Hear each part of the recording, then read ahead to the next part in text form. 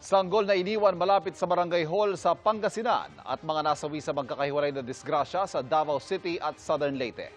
Paspasan natin ang iba pang mga balita.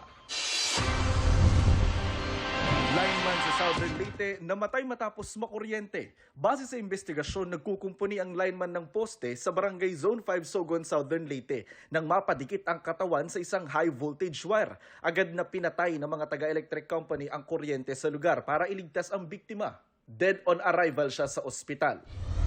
41 anyos na mekaniko sa Davao City, nasagasaan habang nagre-repair, patay. Ayon sa pulisya, nasa inner lane ng kalsada sa Barangay Ilang ang nasirang truck na inaayos ng biktima nang masagasaan ito ng isang minivan. Nadala pa ang biktima sa ospital pero namatay din kalaunan. Nasa kustodiya na ng pulis ang driver ng van na wala pang pahayag.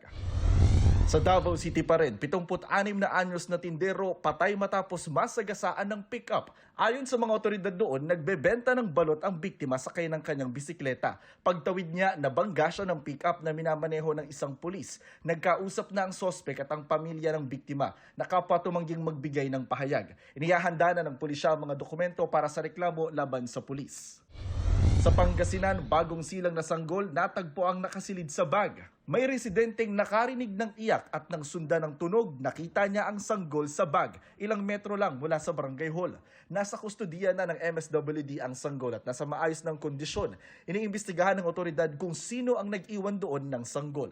Para sa GMA Integrated News, Jonathan Andal, nakatutok, 24 oras.